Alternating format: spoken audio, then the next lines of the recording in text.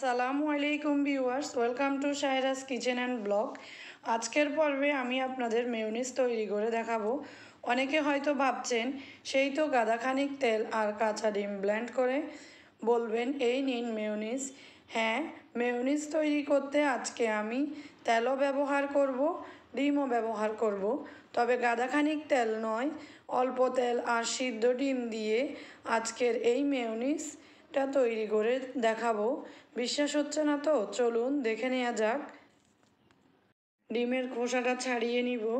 Blend করার সুবিধার্থে ডিমগুলোকে ছোট ছোট পিস করে কেটে নিব। আপনারা যদি একটু বেশি পরিমাণে মেয়োনিজ তৈরি করতে চান তাহলে সব কটি উপাদানকে একটু বাড়িয়ে নিলেই হবে। আবার কেটে রাখা দুটো ডিম আমি ব্লেন্ডারের জারে দিয়ে দিব। 2 কোয়া রসুনকে একটু থেতো করে দিয়ে দিব ফ্লেভারের জন্য।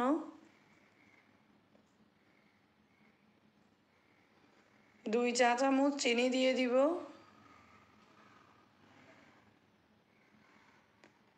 স্বাদ মতো লবণ দিব। কালো গোলমরিচের গুঁড়া দিয়ে দিব 1/4 টিস্পুন। ভিনেগার দিয়ে দিব 1 চা চামচ। এখানে আপনারা ভিনেগারের পরিবর্তে লেবুর রস ইউজ করতে পারেন। রান্নার তেল দিয়ে দিব 2 টেবিল চামচ। এখানে রান্নার তেলের পরিবর্তে আপনারা অলিভ অয়েলও ব্যবহার করতে পারেন। আমি 1 টেবিল চামচ এখন দিয়েছি, আর 1 টেবিল চামচ পরে অ্যাড করব। দুধ পাউডার দিয়ে দিব 2 টেবিল চামচ। 30 সেকেন্ডের মতো ব্লেন্ড করে নিব।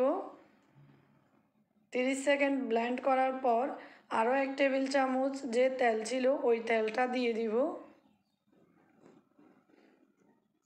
দিয়ে সমস্ত কিছু জাস্ট একসঙ্গে ব্লেন্ড করে নিলে তৈরি হয়ে গেল মেয়োনিজ।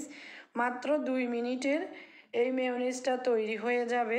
সিদ্ধ ডিম দিয়ে যদি এত সুন্দর মেয়োনিজ তৈরি করা যায় সেটা আগে থেকে জানলে কি আর কেউ কাঁচা ডিম দিয়ে মেয়োনিজ তৈরি করে বলুন?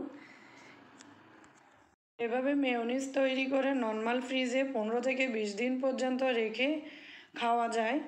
আপনারা চাইলে এই মেয়োনিজটা যেই কোনো পারপাসে ব্যবহার করতে পারেন, স্ন্যাক্সের সঙ্গে, স্যান্ডউইচের সঙ্গে, অথবা এমনিতে ব্রেডে স্প্রেড করেও খেতে পারেন। আশা করছি আমার আজকের রেসিপিটি আপনাদের ভালো লেগেছে। ভালো লাগলে আমার চ্যানেলটি সাবস্ক্রাইব করবেন। আল্লাহ হাফেজ।